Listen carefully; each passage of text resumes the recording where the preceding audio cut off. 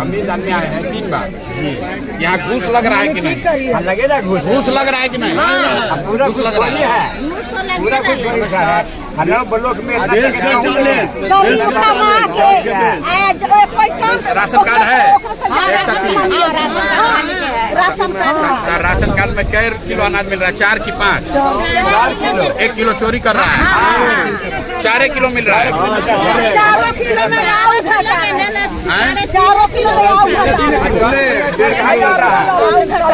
3.5 kilo.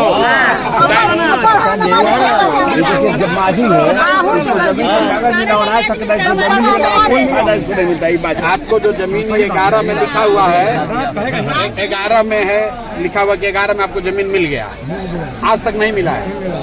DM SDM कुछ नहीं कर रहा है, बीडीओ सीओ कुछ नहीं। और नीतीश बाबू जब आए तो आप काहे नहीं बोले?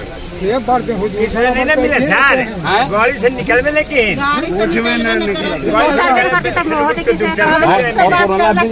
सरकार से करो लाभ कुछ नहीं।